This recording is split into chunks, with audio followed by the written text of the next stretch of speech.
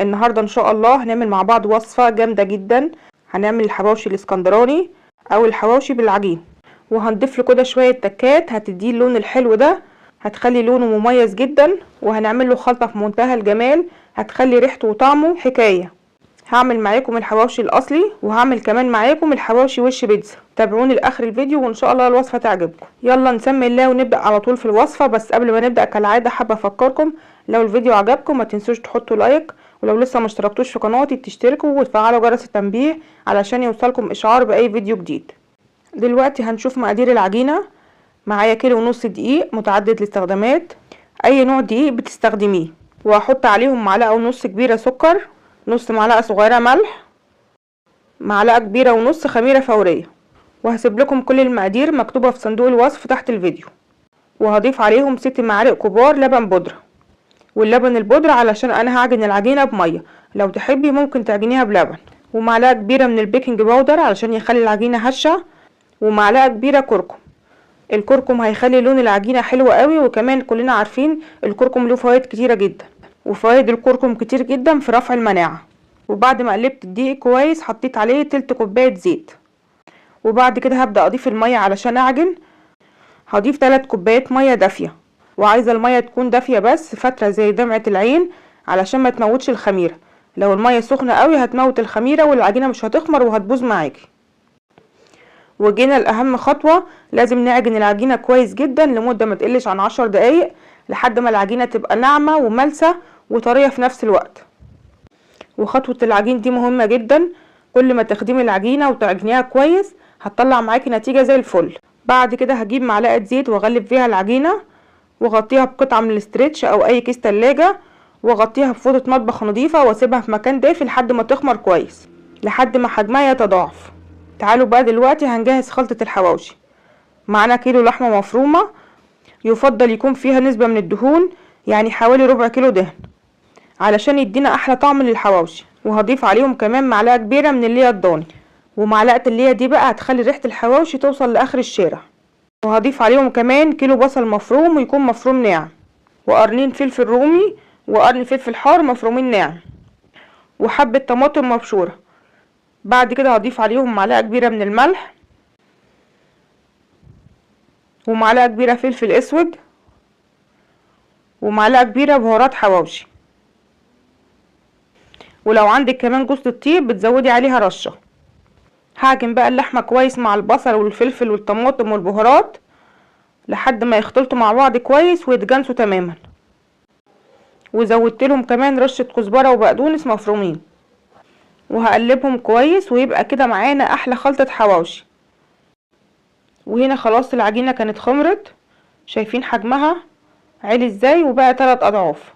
بطلع الهواء اللي فيها، وبعد كده هبدا اكورها الكور، وبرصهم على صينيه مدهونه بدهنه بسيطه من الزيت. حجم الكور اللي هنعملها هيكون على حسب حجم الرغيف الحواوشي اللي انتي عايزاه، صغير او كبير.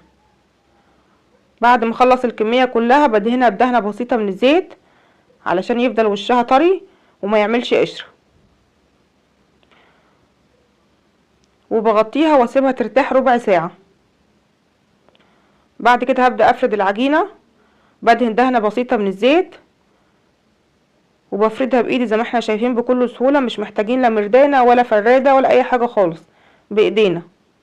العجينه ما شاء الله عجنينها كويس ومخمرينها كويس ومريحينها كويس، فبتريحنا جدا في الشغل. بعد كده فردت اول كوره بالشكل ده، وهفرد الكوره التانية. وهنا هعمل الشكل العادي التقليدي بتاع الحواوشي اللي هو الرغيف المدور العادي. وهاخد قطعه من خلطه الحواوشي اللي عملناها وابدا افردها كويس كده على رغيف الحواوشي. وعايزين نفردها تكون طبقه مش سميكه قوي علشان تستوي كويس. وبحط الطبقه التانية من العجين وهبدا اقفلها كويس جدا، باخد العجينه من تحت واقفلها على فوق بالشكل اللي انتوا شايفينه ده.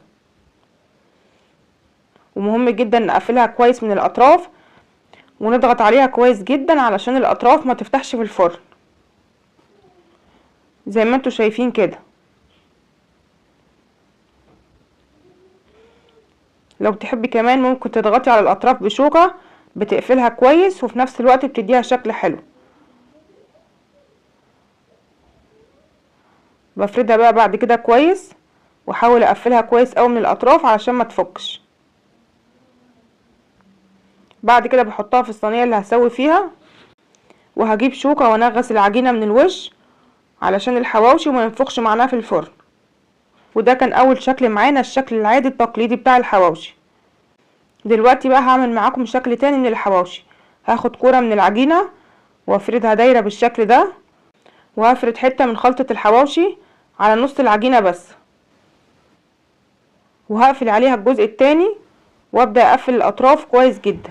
وبعد ما اقفل الاطراف بضغط عليها بصوابعي كويس علشان ما تفكش زي ما اتفقنا في الفرن. طريقه سهله جدا ما فيهاش اي صعوبه، وبنفس الطريقه بنغص وشها بالشوكه علشان ما تنفخش في الفرن. وهنا زي ما قلت لكم قفلت اطراف العجينه بالشوكه، بتقفلها كويس وبتديها شكل حلو. لازم نتاكد ان هي مقفوله كويس جدا علشان ما تفتحش في الفرن. وقبل ما ادخلهم الفرن بجيب معلقتين زبده وادوبهم وابدا ادهن بيهم الوش، هتخلي الحواوشي وشه بيلمع وياخد لون حلو. والزبده بديل كويس للناس اللي ما بتحبش تدهن الوش بصفار البيض او بالنسكافيه. وبعد كده ممكن تسيبيها ساده او ترشي على وشها شويه سمسم او شويه من حبه البركه. دلوقتي هعمل معاكم الحواوشي وش بيتزا. فردت طبقه من العجين عادي خالص، وبعد كده حطيت عليها خلطة الحواوشي اللي احنا جهزناها وفردتها كويس، وحطيت عليها طبقة العجين التانية، وبنقفلها عادي خالص من الاطراف زي ما شفنا مع بعض قبل كده. هناخد العجينة من تحت وبنقفلها على فوق ونضغط عليها كويس.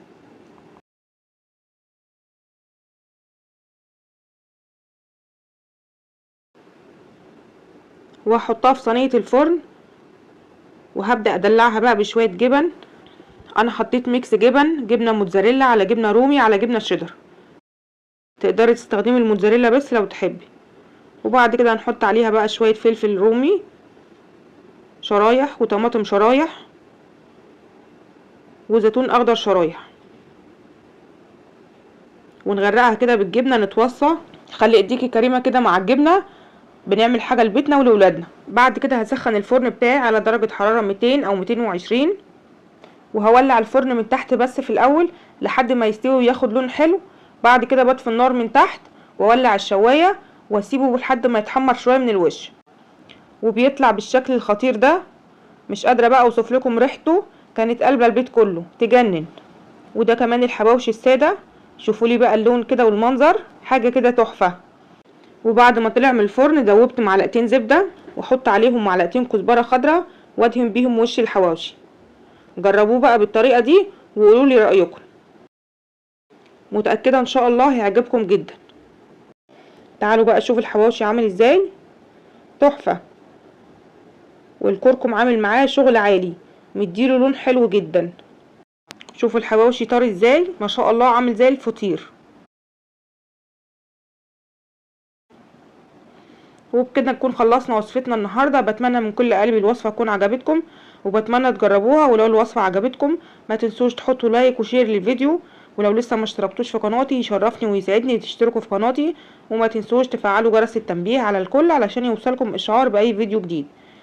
اسيبكم في رعايه الله، واشوفكم ان شاء الله على خير في وصفه جديده. سلام عليكم.